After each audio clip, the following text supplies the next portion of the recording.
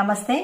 బాబుతో మరొక episode post చేయబోతున్నాను. ఏంటో మీరే చూడండి. బాబు మాటల్లోనే విందాం బాబు ఈరోజు ఏం చేశాడు అనేది. చెప్పు కన్నమ్మా, ఏం చేసావు నువ్వు ఈరోజు?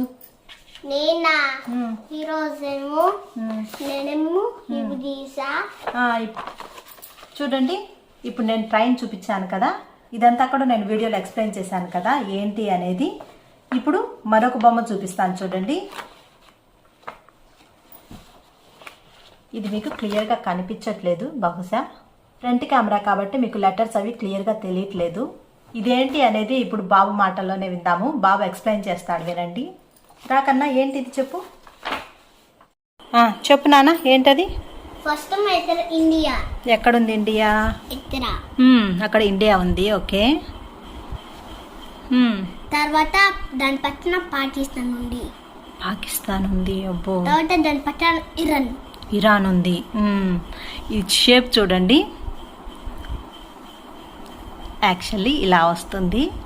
సో ఇది కొంచెం తనకి కరెక్ట్గా రాలేదు, బట్ చూడండి ఎంత చక్కగా వేశాడో. అయినా కూడా ఇండియా మ్యాప్ ఎట్లా ఉంటుంది? అవునవునమ్మా, అది ఇండియా మ్యాప్. నెక్స్ట్ తర్వాత శ్రీలంక. ఓ, పక్కన శ్రీలంక ఉంది. ఇండియన్ ఓషన్ ఉంది. ఓ, వెరీ గుడ్. సింగపూర్ ఉందా అటు సైడ్? ఫిలిప్పీన్స్ ఉందా?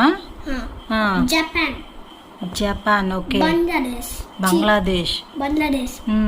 తర్వాత నేపాల్. తర్వాత భూటాన్. భలే ఉంది కన్నా. China. Mongolia. Oh, very good. Russia. Wow, map భలే వేసావి కన్నా. బాబు అయితే స్కూల్ నుంచి వచ్చారంటే చాలు స్టార్ట్ చేస్తాడు. మమ్మీ ఆ ప్లేస్ తర్వాత ఏ ప్లేస్ వస్తుంది, ఈ కంట్రీ తర్వాత ఏ కంట్రీ వస్తుంది, ఏ కంట్రీకి ఏది క్యాపిటల్, ఇలా కంటిన్యూగా క్వశ్చన్స్ అడుగుతూనే ఉంటాడు నన్ను. మనకి కొంతవరకే తెలుస్తుంది, బట్ వాళ్ళ బ్రెయిన్ పనిచేసినట్టుగా అయితే మన బ్రెయిన్ పనిచేయదు. వాళ్ళకి తెలిసినన్ని విషయాలు మనకు కూడా తెలియదు. అందుకే నేను గూగుల్ సహాయం తీసుకొని పిల్లవాడికి అన్ని నేర్పిస్తూ ఉంటాను. ఇవన్నీ ఎలా తెలిసాయి కన్నా నీకు? నేను మ్యాప్ లో చూసా. ఉండు, ఇంకా గీస్తా. తెచ్చుకో, జామెంట్రీ తెచ్చుకో.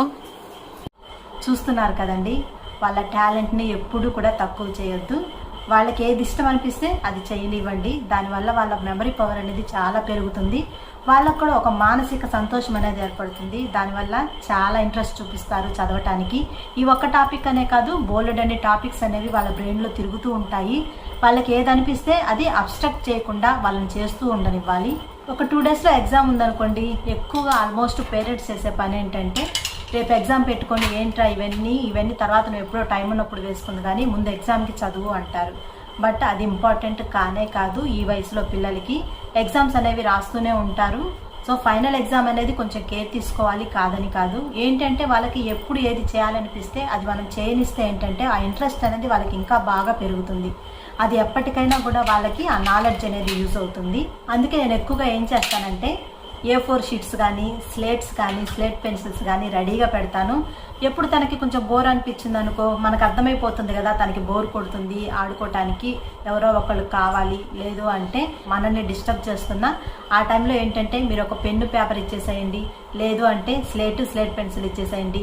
వాళ్ళకి ఇష్టం వచ్చిన క్రియేటివిటీ వాళ్ళు చూపిస్తారు. దాంట్లో కూడా చాలా మీనింగ్, వాళ్ళు గీసే ప్రతి దానికి కూడా వాళ్ళకి మీనింగ్ తెలుసు. ఎందుకు ఆ లైన్ గీశారు అనేది మనం కనుక పర్టికులర్గా అడిగామంటే దాని గురించి చక్కగా ఎక్స్ప్లెయిన్ చేస్తారు. వాళ్ళ బ్రెయిన్లో ఎన్ని థాట్స్ దాగున్నాయి అనేది మనకు అర్థమైపోతుంది. ఆ వేలో పిల్లల్ని ఎంకరేజ్ చేయండి, చాలా ఉన్నత స్థానానికి వెళ్ళిపోతారు. వాళ్ళ బ్రెయిన్ కూడా చాలా డెవలప్ అవుతుంది. ఏదైనా సరే ఈజీగా అచీవ్ చేస్తారు. సో నా ఐడియా అయితే ఇదేనండి. నేనైతే చిన్న బాబు అప్పటి నుంచి కూడా బాగా క్రియేటివిటీ ఎంకరేజ్ చేసేదాన్ని. కాకపోతే నేను ఏది చేసినా కూడా బాబు కొంచెం మెమరీ ఇంప్రూవ్ అయ్యేలాగా, తన స్కిల్స్ పెరిగేలాగానే చేశాను. ఇటువంటి పిల్లలకు సంబంధించిన వీడియోస్ అయితే పోస్ట్ చేస్తూనే ఉంటాను.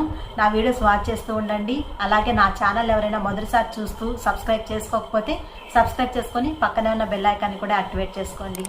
మరి ఈ వీడియో అయితే ఇంతేనండి. ఇంతటితో ముగిచ్చేస్తున్నాను. మరొక మంచి టాపిక్తో మళ్ళీ కలుస్తాను.